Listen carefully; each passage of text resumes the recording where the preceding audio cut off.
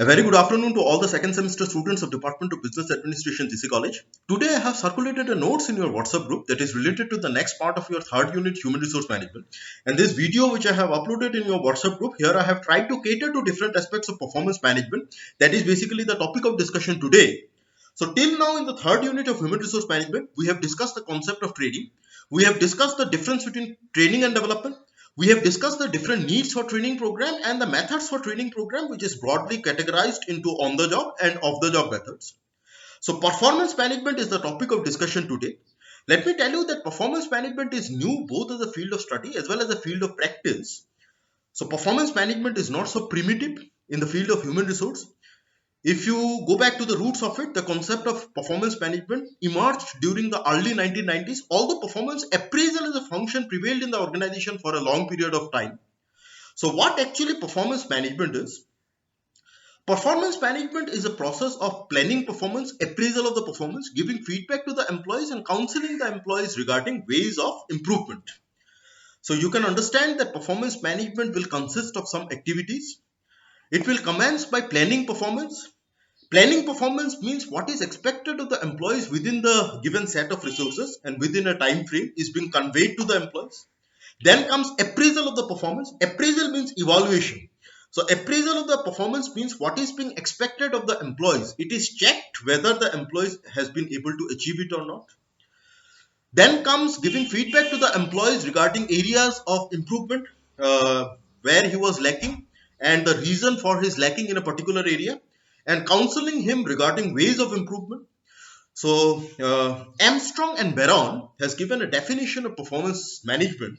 According to them, performance management is a tool of management which will lead to effective management of teams as well as individuals, and it will improve the overall organizational performance. So you can understand that performance management, according to them, will enable the organization to better manage the employees and teams in the organization. How it is done? It is done through a shared understanding of what performance should be.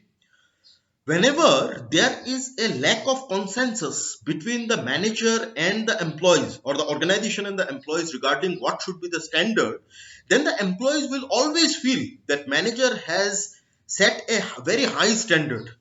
So to avoid it, there should be a consultation between the manager and the employees before setting the standard. So it is achieved through performance management.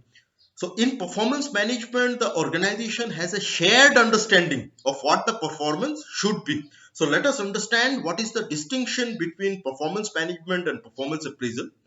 As I told you, the performance management is very much comprehensive. It will include performance planning, performance appraisal, giving feedback to the employees and counseling the employees regarding the ways of improvement. So you can understand that performance appraisal is an element of performance management, or you can say that performance appraisal is a sub function of performance management. The next point by which we can understand the difference is that performance management tries to align the function or the performance of the employees in the organization to the objectives of the corporate strategy. So whenever a particular function is being aligned to the corporate strategy or the objectives of the organization, we say that that particular function has a strategic significance. So you can understand that performance management is strategically significant. Whereas in case of performance appraisal, we only deal with maintaining the procedure by which the performance appraisal would be conducted. So whenever we only focus, the thrust area is the procedure of doing a particular, of conducting a particular function, then we say that we are dealing with the operational aspect of that particular function. So you can say that performance management has a strategic linkage, has a strategic significance, whereas performance management has a strategic significance, whereas performance appraisal is inferior in that context because it deals only with an operational aspect of the function. So let us understand what are the key features of performance management. First is, performance management always derives inputs from the corporate objectives, from the top level management. It will derive the critical success factors or the critical areas where the organization should focus on. These are also referred to as key result areas, KRAs. KRAs basically refer to those areas where the management should put trust on at this point of time. Some of the areas could be put on hold. There are some functions in the organization which can be kept on hold. It can be dealt at a future point of time. But there are some areas which needs an immediate address. So performance management, as it derives the inputs from the corporate strategy, it identifies the key result areas and tries to address the key result areas. Then it is said that performance management has a linkage with other functions of performance, other function of human resource management also, such as career planning. Performance management serves as an input for career planning, because through performance management the organization gets a fair idea regarding which position would be suitable for an employee at a future point of time. It has a linkage with training and development. Through performance appraisal, you know whether the employees in the organization are lacking in some areas. If he is actually lacking, then you can provide training to the employees. It is said that performance management is a continuous process. That means it is not a one-shot action. That means it is ongoing. That means every day the organization should look to manage the performance of the employees in the organization. Whereas performance appraisal is happens as an event in the organization, probably one time in a year or one time in 6 months. But performance management is continuous.